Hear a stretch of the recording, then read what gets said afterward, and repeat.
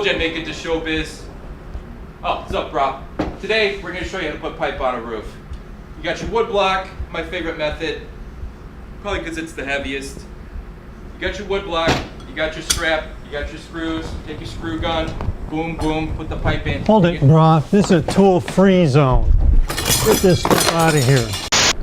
This is a CADDY tool-free.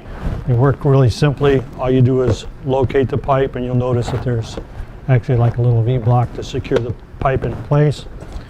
Just drop the clamp in there, pop it down. With this version, you can add up to 2 pieces of pipe, either 1 inch or up to 2 inch. The larger ones, you can do multiples. These are all available separate. This one does up to 1 inch pipe. This one goes up to 2 inch. It's all non-metallic, so there's no rust issues. The clamps can be pulled out and reused. They don't have infinite life, so pull them out, reuse them a couple times, which is really supposed to be like permanent installation anyway. So unless you're making an adjustment, you shouldn't have to do that. Ricky, still too light.